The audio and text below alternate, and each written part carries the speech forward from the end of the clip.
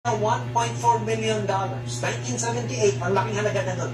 Gamit ang nakaw na yaman galing sa mga Pilipino. $2 million naman ang binili ni Imelda rito sa jewelry store dito, sa harap lang ng Crown Building.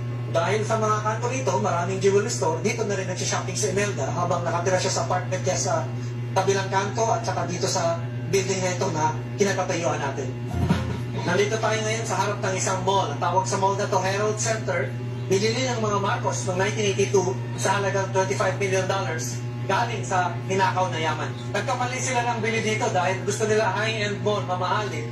Pero itong area na to, middle class na area. Nalugi ang mall, akala nila, kikita sila ng mas malaki, nalugi pa sila, nalugi ang mga Pilipino. So ngayon, nandito tayo sa harap ng 200 Madison Avenue. Itong building na ito, binili ni Imelda Marcos, ginamit si Glyceria Tantoco for $50 million. Nabawi ito ng PCGG eventually, pero nung binenta ito, kailangan bayaran ng mga utang ni Imelda dahil hindi naman nagbayad sa inutang niya para bilhin ito. Ang building na ito, ang nabawi lang ng gobyerno, hindi yan, $800,000 US.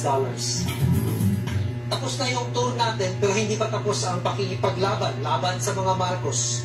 Huwag kalimutan na yung mga nakita niyong building, ilan lang yon sa mga ninakaw nila mula sa Pilipino. Ilan lang yon sa mga ninakaw nila gamit ang $10 bilyong na ill-gotten wealth. Kayong Pangulo na si Marcos